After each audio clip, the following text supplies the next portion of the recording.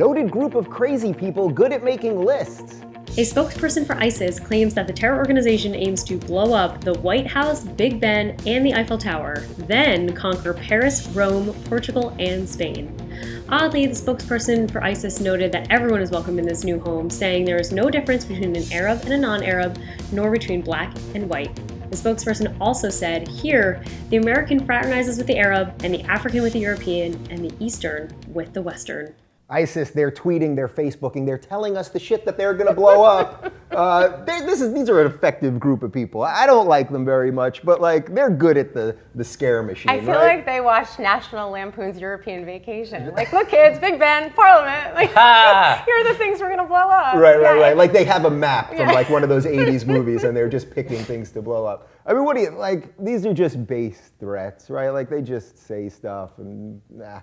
No, I definitely think they're going to blow up the White House. Yeah. I think it's going to happen. They've been able to achieve all their goals so far. Yeah. They can't hold on to Mosul, but I think they're going to be able to invade Washington, D.C. Right. I think it's going to happen. Well, if we know anything about the security at the White House, the Secret Service mostly drunk and not doing a good job, so there is a chance, right? That you are correct, and it all started with that one guy who made it all the way into the White House inside, and an off-duty guy.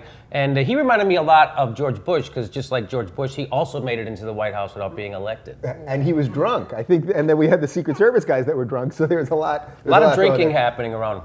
Do you find any fear in this kind of stuff? We get it. They're doing terrible stuff. I don't want to, undermine what they're doing or downplay it. But when they say this kind of stuff, is this just craziness? I mean, it looks like a recruiting technique, right? I mean, they're going out to their supporters and saying, we're going after the big stuff. It's not creative in any way. Right. At least they can get a little fancy with it. Right. No, I mean, I'm not worried. I think that we've got those things protected and on lockdown. And I think that we are a very reactionary society. Mm-hmm. We tend to get all crazy about stuff like blowing up planes after we've already blown up planes. Yeah. So I don't know that we're prepared for what's coming next, because I don't think we think about what's coming next. But I would imagine that landmarks in major cities are protected in some capacity. Right. And isn't the whole point of what they want to do is they want to scare us into changing how we behave? Isn't that the real threat?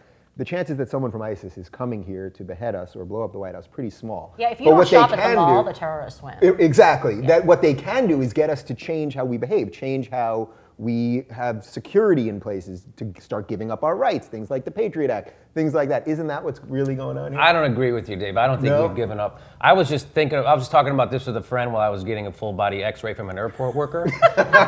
And I don't think we overreacted whatsoever to ISIS. And the fact that to think that ISIS thinks they can scare us by threatening to blow up the White House, that's like us thinking they can throw up the World Trade Center or the Pentagon or something. That's never going to happen. Right. So, by the way, thank you for taking your shoes off before you did the show, because we wanted to make sure you weren't. My pleasure.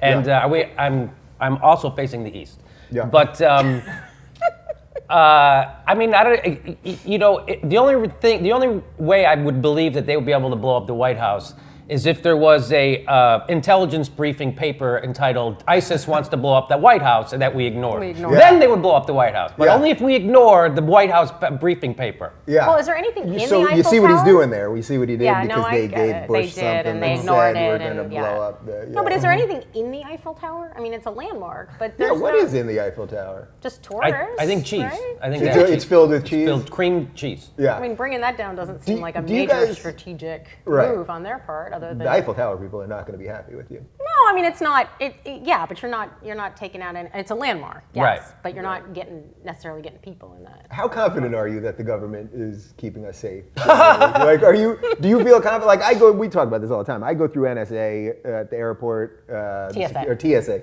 You go through probably NSA too. I go through TSA, and it's always like, wow, these people. Like, this seems like an SNL skit to me, basically. Like, this doesn't seem like the type of people that are really trained to do anything. Do you guys feel that the government is keeping us safe? No, but I moved from DC to California, so I feel like the farther away I get from that, the better off I am. Yeah. The yoga and kale will save me. Yeah, the Secret Service is turning into an AA organization. I don't have much faith in the TSA, which I don't know if you've ever been to an airport trying to get through TSA, but there's always 2 lanes open, 6 closed, and there's literally, well, like they say TSA stands for thousands standing around, and I think that's what it is. Yeah, pretty much. All right, what do you think? Is the government's ability to keep us safe, is it real? Is it all just an illusion? Where do you rank ISIS on the scare factor? Let us know in the comments right down below.